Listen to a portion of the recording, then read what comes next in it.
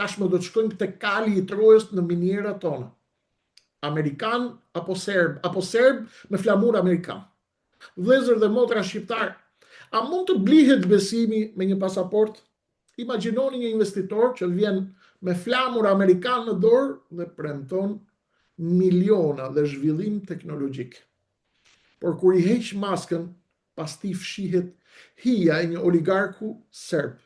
Ky nuk është një skenar me film spionazhi, por një denoncim bomb që po qarkullon. Nikeli shqiptar, metali të ardhmes po kalon në kontrollin e Vuk Hamović, përmes një fasade dhe një veshje serbe me flamur amerikan. A është ky një investim strategjik apo një operacion i fshehtë inteligjencë ekonomike? Qëndroni me mua sepse do t'ju shpjegoj. Ajo që dëgjoni mund të ndryshoj mënyrën se si e shihni çdo gur dhe çdo cep të këtij vendi. Nikeli, ari i ri dhe pasuria strategjike e shqiptarëve. Nikeli nuk është thjesht një mineral, është gjaku i baterive, i teknologjisë dhe i energjisë së gjelbër. Populli thot, guri i rënd në vendin e vet, ju e dini pra.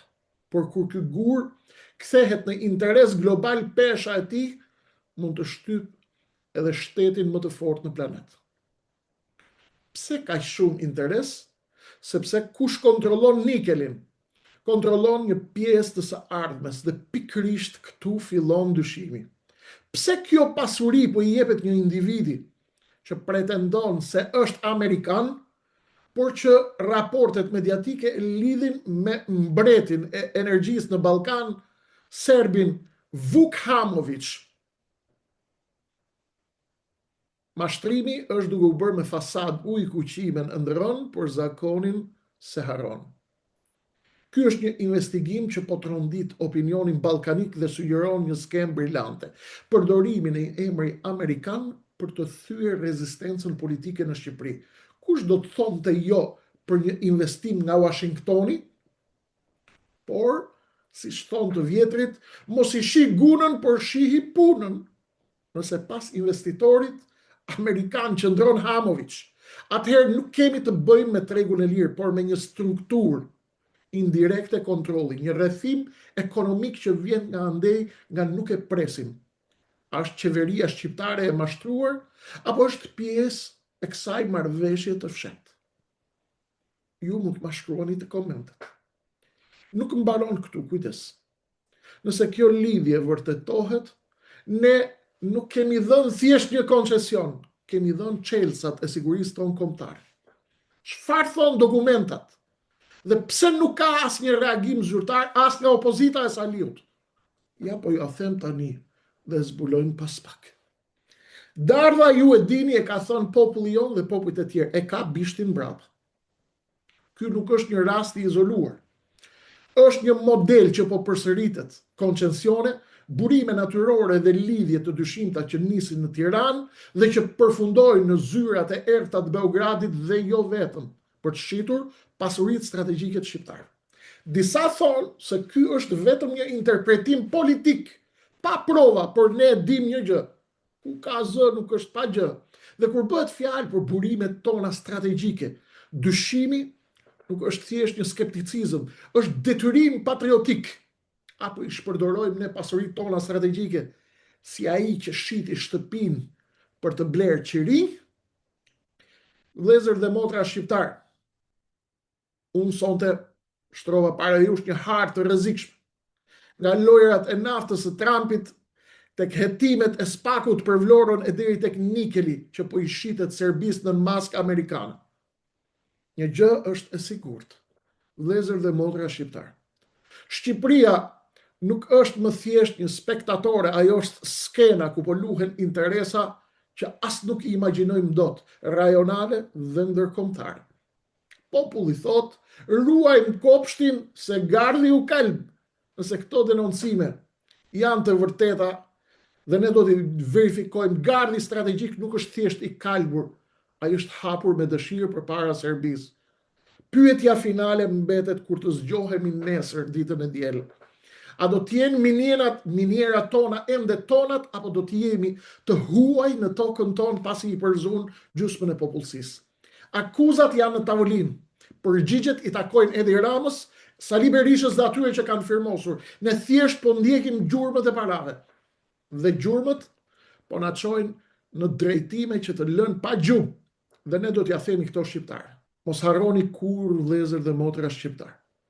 Nuk mbulohet dielli me shosh. As me sondazhe të rreme, as me ministra të ri. E vërteta është jashtë. Dhe ajo po vjen.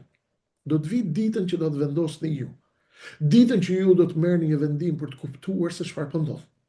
Ditën që do të merrni vendimin për të shkuar gjërave deri në fund.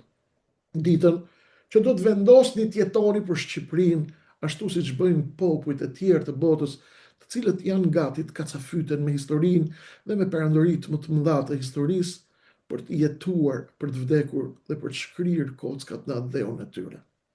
Ata popujt të cilët janë gati të tretën për të mos lejuar pasuritë e tyre të shkojnë. Do ta rikthejmë Shqipërinë nga duart e kësaj klase bastarde politike e cila aktron mazhorancë dhe opozit, por që të gjithë janë bashkë.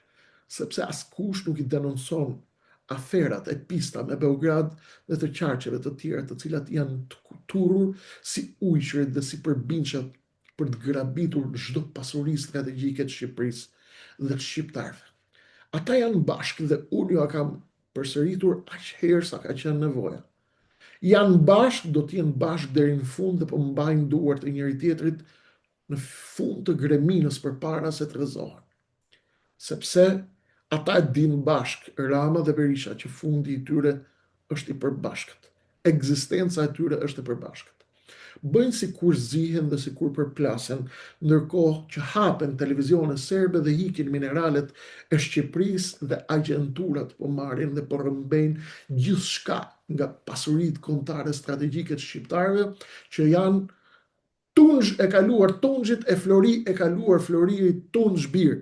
Bani mend, janë Flori e shkuar Floririt në epokën e energjisë së gjelbër që duan ustallarët. Janë duke vjedhur me stil dhe ajo që po ndodh është ajo që ja kam thënë vazhdimisht. Do të vinë të gjithë armiqtë e këtij kombi, do maskohen me flamur amerikan, sepse e din që ky popull i zë besë Amerikës dhe i ka dhënë besën Amerikës, besën që ja dha Woodrow Wilsoni në konferencën e paqes në 1919 kur vendosën amerikanët, në një kohë të ngjashme me këtë tonën sot, atëherë kur fuqitë e mëdha vendosën ta shqyjen Shqipërinë llokma, Wilson i tha në 1990 Shqipëria do të ekzistojë dhe shpëtuam. Po sot, a do të vi Donald Trump na shpëtoj, apo do të jap dorën Edi Ramës kur ai të zbres nga barka e Europës të jap Shqipërinë për koncesion dhe të ngjitet tek barka e rendit të ri botëror që po ndërton Donald Trump, Marco Rubio dhe Pete Hegseth bashkë me J.D. Vance-in, Steve Witkoffin dhe Jared Kushner.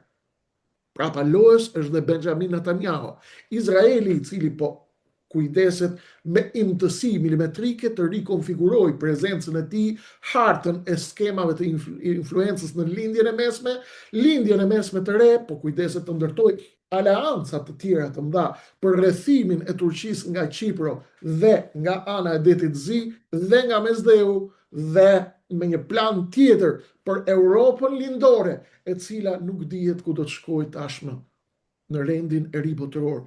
A do të shkojë majtas, a do të shkojë djathtas, a do të shkojë në Europë kur po na mbyllin dyert për arsye të Belinda Ballukut dhe qeverisë së rilindjes, e cila bashkë me ata në opozit po mbajnë peng vendin duke e ruajtur Belinda Ballukun dhe duke mos e dorëzuar atë për të reguar perëndimit se ne kemi marrë vendim në Tiranë për të shitur Ilir Metën, për ta mbajtur në burg, por unë dhe Berisha do të qëndrojmë derisa ta shkatërrojmë spakun që e futi Ilirin brenda dhe do ta nxjerrim dhe Ilirin dhe bashkë treshja do të triumfojnë për mbi rendin botror dhe do të sundojmë të gjithë bashkë shqiptarët në rendin e ardhshëm botror me në krye Monika Kryemadhin që i pastrohet figura si artiste tek Top Channel-i i qeverisë. Kjo është skema. Më vjen keq që sonte s'kisha mundësi të bëj live. Ky ishte emisioni dhe biseda dhe mesazhi im për sot. Ju të gjithë që më shihni për herë të parë, unë jam Kreshnik Osmani. Ju flas nga Akademia Gjeopolitike e Lëvizjes atë dhe ju jemi të vendosur për t'i çmontuar kockat e këtyre hajdutëve deri në fund, në aleancë të plot, më të madhin Zot dhe me miqt e shqiptarëve të deklaruarit dhe të fshehurit prej tyre, të cilët na orientojnë dhe na tregojnë ku janë skemat dhe ku janë hartat me mece të tokës së minuar tek skema politike mafioze anti-shqiptare e Tiranës, e cila është duke na zhbërë si komb, është duke na shqitur pasuritë strategjike të kombit, ndërkohë që po përzë pjesën tjetër të antarësisë atë Deut. Ju vazhdoni shihni emisionet tuaja të preferuara në këtë fundjavë. Uroj të keni fundjavë të këndshme dhe mos harroni sfidën time të përnaçme. Sfidën e ditës së diel në mbrëmje.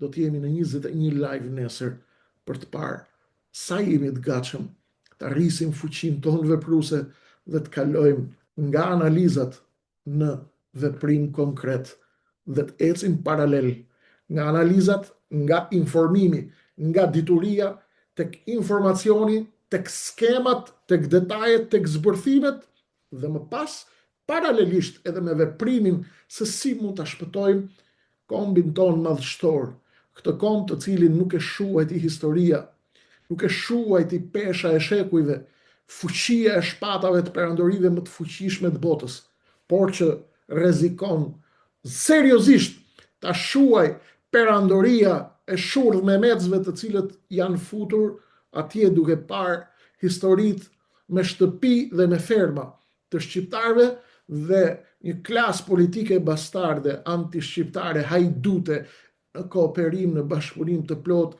me një elitë mediatike hajdute, anti-shqiptare e kontrolluar nga 5 oligark hajdut, të cilët janë ndërmjetësit e Beogradit për kapjen dhe kontrollin e pasurive kombëtare të Shqipërisë dhe të shqiptarëve.